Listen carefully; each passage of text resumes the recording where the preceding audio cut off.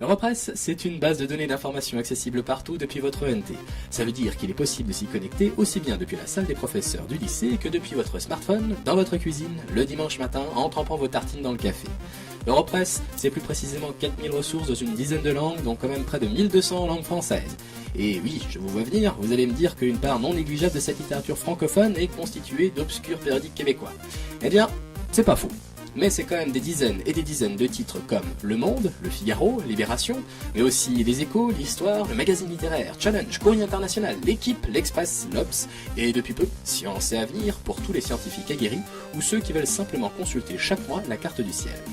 Oui, parce que Europress, c'est un bouquet de revues mis à jour régulièrement, toujours accessible partout, et surtout qui a l'avantage non négligeable d'être 2 fois moins cher que le total des abonnements papier cités précédemment. Pour l'utiliser, rien de plus simple, il y a 2 manières. La première d'abord, la recherche simple ou avancée dans une base de données, à l'aide de mots-clés ou de critères simples, période de la recherche ou type de ressources ciblées. Ainsi, vous pouvez chercher des documents dans la presse, mais aussi les archives de la télé ou la radio, les médias sociaux ou encore les études et les rapports.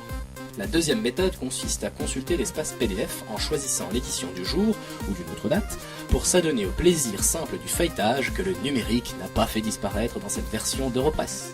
Une dernière astuce pour les TPE, il peut être intéressant de proposer aux élèves une analyse sérielle de l'occurrence d'un terme ou du traitement d'une information. Par exemple, le terme Daesh n'apparaît aucune fois dans la presse nationale en 2011, alors qu'il est référencé plus de 6576 fois rien qu'en 2016. Sur ces quelques conseils, je vous laisse surfer à votre guise dans l'information de qualité et surtout gratuite proposée par Europress. Quant à moi, je retourne à mes lectures sur la dernière console de Nintendo dévoilée la semaine dernière.